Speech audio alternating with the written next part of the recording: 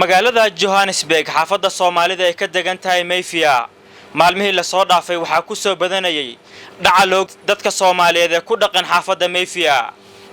dadkan ayaa waxa laga dhacaa telefoonada smartphone-ka ku dhawaad bil gudaheed ayaa la dhacay 42 telefoon ganacsiga dadka Soomaalida ee xaafadda Mayfiya ayaa waqtiyadan la xiraa ayaa habeenadii la xiraa waqti ka duwan waqtiyadii hore gorsheegtada Koonfur Afrika waxay tilmaamaysaa 12 habeenimo iyo bar ama 6 saac iyo bar sida qof walba uu fahmayo waxa wali furan dukaan kamid ah dukaamada dadka Soomaaliyeed ay leeyihiin ee xaafadda Soomaalida ee Mayfiya ma aha nin rag ah waa gabar Soomaaliyeed waxa ay suurta gashay in aan wareysto sababta ay xilligan dukaankeeda u furan yahay ee geesinimada ku hoos jirto iyo siday u dhacday arintaasi magacaygu waa Saadiya Cabdi Ahmed waxaan kamid ahay jaaliyada Soomaaliyeed ee ku dhaqan magaalada Johannesburg gaar ahaan xaafadda Mayfiya waxaan kamid ahay hooyo Soomaaliyeed wadankan caruur ku korsata businesskaygu wuxuu furan yahay habeenkii ilaa 1 o'clock 2 o'clock sababo jira amni darrana wadanku wuu jiraa oo taleefamadii ayaa la iska dhacaya ku dhawaad 40 taleefan ka badan ayaa laga dhacay gabdho Soomaaliyeed ku jiraan aniguna Ilaahay baa tala saartay xilligaasna waan furanahay way jiraan rag ila shaqeeyo security community-ga kamid ah CBF security-ka hadii wax dhiba aan aragnana waan wargelinaa oo waan u sheegaa waxa ay u xiran kaamirooyin ilaa banaanka dukaanka amniguna waan iska xaaladda bari dhexe booliiskuna way shaqeeyaan habeenkii waxyaabo amniga u daran marka aragnana waan gudbinaa warbixinta ilaa haddana wax dhiba maan argo Ilaahay ima tusin wax dhiba saadi aad u mahadsantahay marka dukaamadii kala waa la xiray dukaamadii ragga gadayeen 4 qof lagu gadaa la xiray adiga oo dumar ah habeen walbana dukaankan ayaan kugu arkaa xilli dambe marka qaar markaan soo maro marka dareenkaada ka waran miyaad cabsanaynin cabsi way jirtaa oo cabsi la'aan ma ahan haddana marka ruux muslim ah Ilaahay baa tala saaranaysa haddana dukaankayga waxa ku xiran custom habeenkii locationada ka soo hoyda xilli dambe hadii habeenkii afiid hore xiro waxa ii imaada cabasho subaxii customkayga ay ka cabanayaan inaan afiid hore xirin Ilaahayna waan iska tala saartay oo amnigana waa iska meeshiisi laamaha amniga miyay kula shaqeeyaan oo xiriir hoos mareedin ha way jiraan community-ga Soomaalida oo amniga quseeyo security-ka CBF way jiraan mararka qaar markaan shakino baabuur tuugo saaranta oo kale aan ka shakino ama kaamirooyinka inoo sheegan baabuur taagan oo tuugo aan ka shakino way jiraan waan wacnaa waana caawiyaan way yimaadeen habeen dhaxda waxa jirta in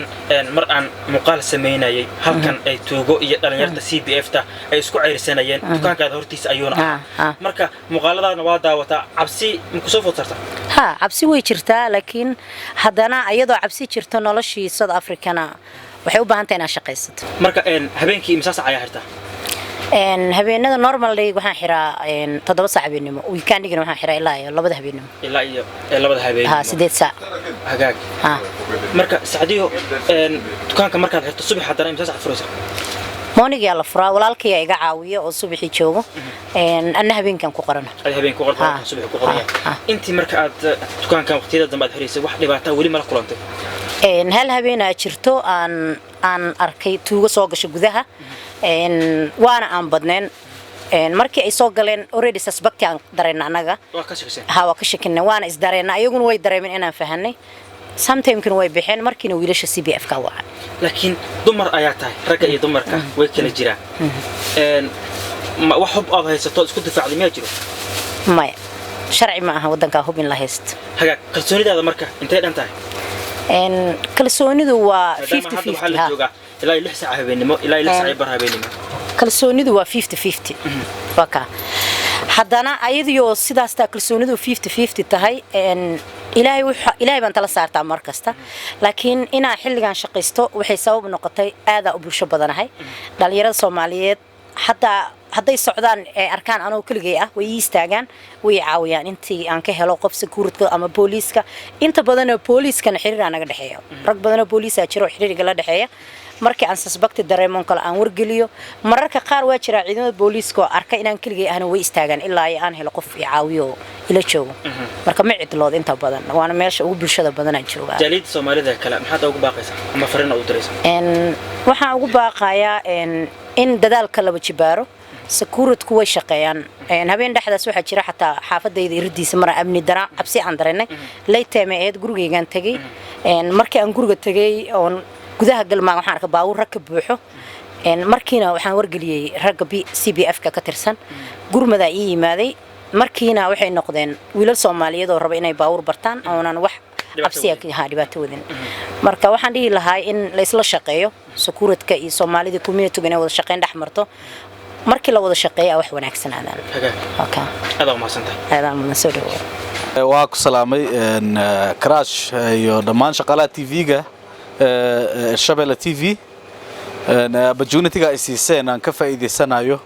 caawa oo ay ku beegan tahay xalay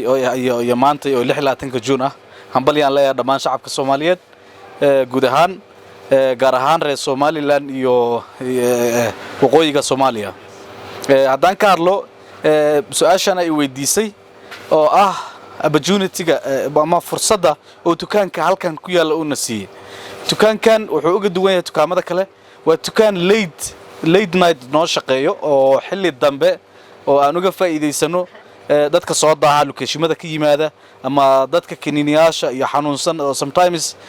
marka ilmoolow tahay ama aad tahay qof habeenkii shaqeeyo ama aad ku soo daahdo meelaha locationada iyo dukaamada opportunity-ga u tahay waxay tahay waa dukaanka aan ku soo tashano habeen kasta oo arkaysid halkan 1 o'clock 2 o'clock avasi 1 iyo ilaa 12 waxaad ka helaysid saasa marka aan markastaba aan ugu hambalyeynaa walaashan Saadiyo aan raahdaa oo markasta waxaan u sameynaa dhiirigelin oo aan raahdo dukaanka naga xirin dukaanka waa dukaanka aan ku tashano oo xaafadda oo dhan ay ka adeegato amniga waa la socotaa dukaamadii waxaa la xiraa waqti ka duwan waqtiyadii hore dadka kale Soomaaliyeed waxaana yeelayo cabsi ay soo fogaatay maxaa ugu baaqaysaa dadka waxaan ugu baaqayaa amniga horta dadka ayaga sugto inta badan si guudana amni darradu waxay u jirtaa Koonfur Afrika marka amniga dadku waa in ayagu ka wada shaqeeyaan amni anaga ka shaqeynin oo dadka aysan ka wada shaqeynin qofna gaar uga ma shaqeyn karo marka dadku amnigooda ha ka shaqeeyaan aan dhihi lahaa oo laamaha amniga iyo dawladda ha kala shaqeeyaan Cabdirashiid Xuseen Crash